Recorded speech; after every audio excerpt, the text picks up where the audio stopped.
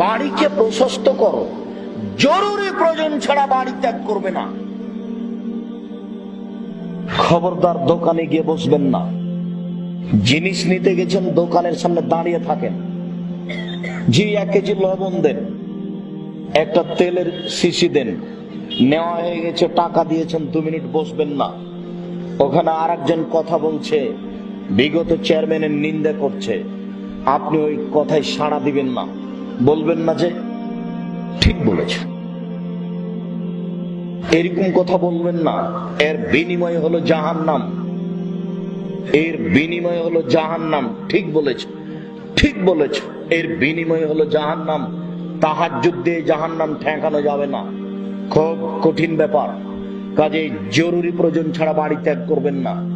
আর নিজেকে স্বামী মনে করবেন, স্বামী পুরুষ, নিজেকে স্ত্রীর স্বামী পুরুষ মনে করবেন।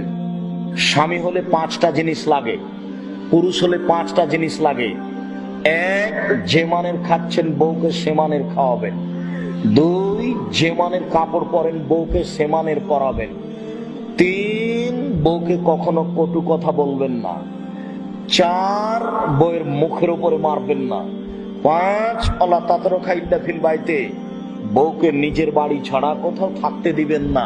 খালার বাড়ি যেতে দিবেন না, ফুফুর বাড়ি যেতে দিবেন না, মায়ের বাড়ি যেতে দিবেন না, নানির বাড়ি যেতে দিবেন না, চাচির বাড়ি যেতে দিবেন না।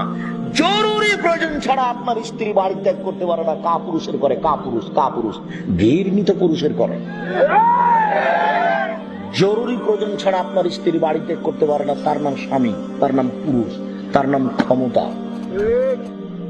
রাসূল সাল্লাল্লাহু আলাইহি সাল্লাম বলেন, জরুরি প্রয়োজন ছাড়া বাড়ি ত্যাগ করো না, ভিতরে থাকো।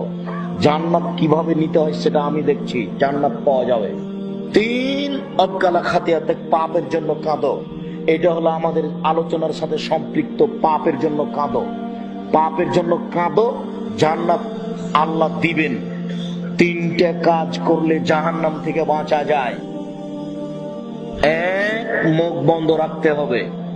2, জরুরি প্রয়োজন ছাড়া বাইরে যাওয়া যাবে না। 3, পাপের জন্য কাঁদতে হবে, জান্নাত হবে। আবু হুরায়রা রাদিয়াল্লাহু তাআলা আনহু বলেন, রাসূল সাল্লাল্লাহু আলাইহি ওয়াসাল্লাম বলেছেন, সাবাতুন ইদুল্লাহুমুল্লাহু তাআলা ফি জিল্লিহি ওয়া লা জিল্লা ইল্লা জিল্লুহু। 7 শ্রেণীর মানুষ বিচারের মাঠে বিশেষ ছায়াতলে থাকবে। যেদিন মানুষের শরীরের ঘাম হবে কারো কারো টাকনো পর্যন্ত, কারো কারো হাঁটু পর্যন্ত, অমিনুম মায়াকুনালা হাত ওয়াইহে, কারো কারো কোমর পর্যন্ত, অমিনুম মায়াকুনালা তারকাতেহি, কারো কারো নাক পর্যন্ত।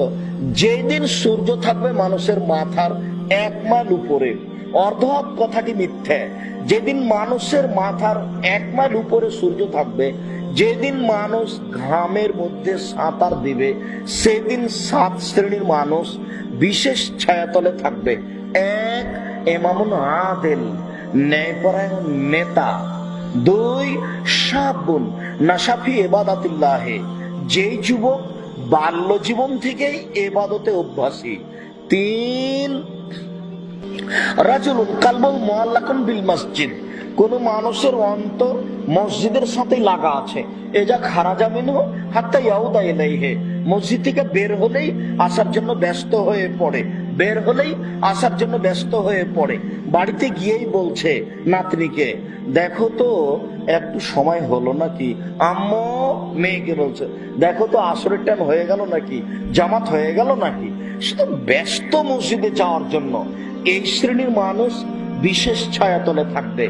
4, রাজুলুন তাহাব্বা ফিল্লাহে ইসতামা আলাইহি, রাজুলানে তাহাব্বা ফিল্লাহে ইসতামা আলাইহি ওয়া ইফতারাকা আলাইহি, 2 জন ভালোবাসে পরস্পরকে আল্লাহর হস্তে, 2 জনের ভালোবাসা কেটে গেছে আল্লাহর জন্য। দোস্ত, তোমাকে দোকানে বসতে নিষেধ করি, তবুও তুমি বসো। দোস্ত, তোমাকে কত বললাম যে মেয়েদের সাথে কথা বলো না, চুপ থাকো, তবু তুমি কথা বলছো। তোমার সাথে আমি বন্ধুত্ব কেটে দিলাম। তোমার তো স্বভাবই নষ্ট যুবক, তোমার তো স্বভাবই নষ্ট।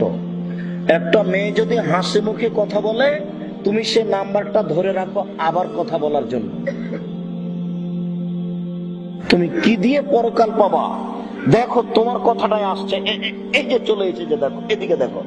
রাজুলুন যাকারাল্লাহ খালিয়ান ফাবাযাদাইনাহু, নির্জনে কোন মানুষ আল্লাহকে ডাকলো, দুই চোখের পানি ঝরঝর ঝরঝর করে ঝরলো।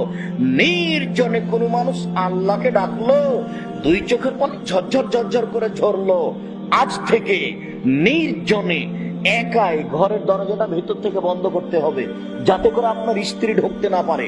ভিতর থেকে দরজা বন্ধ করে দিতে হবে, যাতে করে কাজের মেয়েটা ভিতরে আসতে না পারে।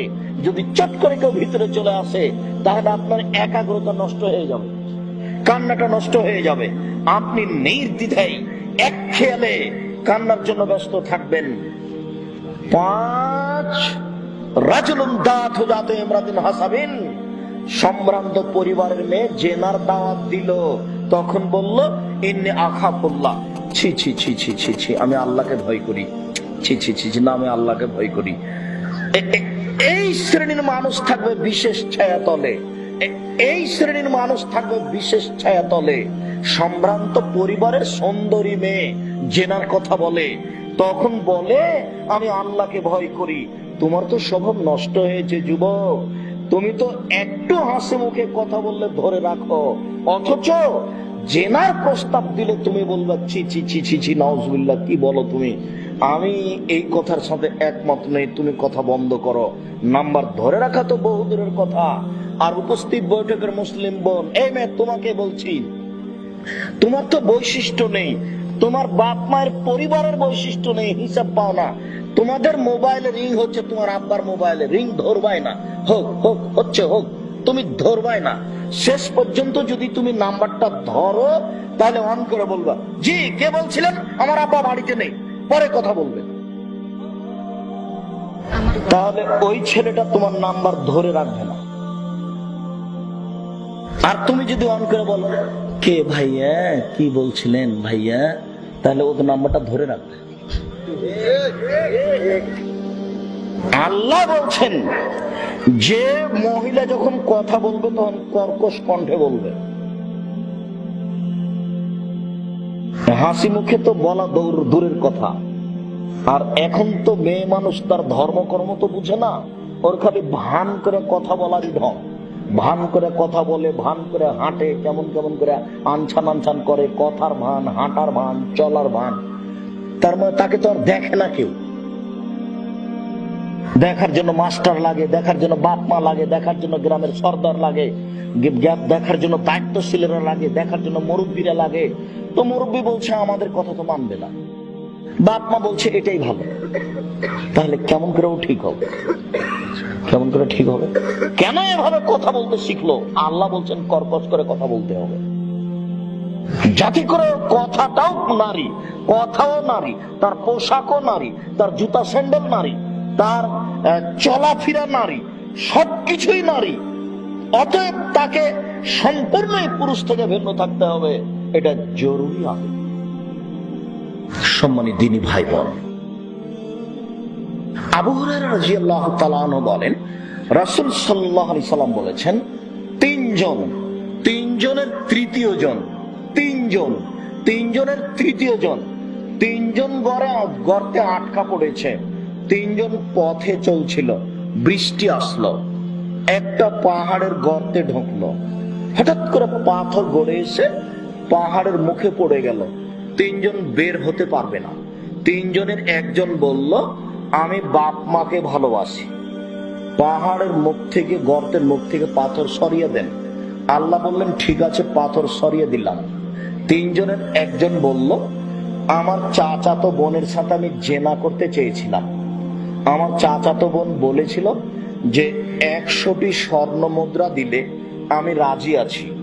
হাড় ভাঙ্গা পরিশ্রম করে 100টি স্বর্ণ মুদ্রা তার হাতে দিয়ে আমি যখন জেনা করতে বসলাম, তখন আমাকে বলছে আব্দুল্লাহ ইত্তাকিল্লাহ, এ আল্লাহর বান্দা, আল্লাহকে ভয় কর, আমাকে অসতী প্রমাণ করিস না।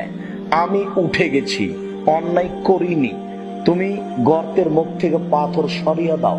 আল্লাহ বললেন ঠিক আছে, দিলাম। তিনজনের তৃতীয় জন বলল যে আমি একটা কাজের লোক নিয়েছিলাম, আমিল আলী নিসফান নাহারে, সে অর্ধেক দিন কাজ করলো, কাজ করে চলে গেল, অসন্তুষ্ট হলো। আতাই তো আজরাহু, আমি তার অর্ধেক দিনের পারিশ্রমিক দিলাম, সে নিল না, চলে গেল। অফার তো আলাইহে, আমি তাকে বাড়াতে থাকলাম, বাড়াতে থাকলাম, বাড়াতে থাকলাম। ফসরা হাদাল মাল, এই যে অনেক ছাগল হয়ে গেছে, অনেক মাল।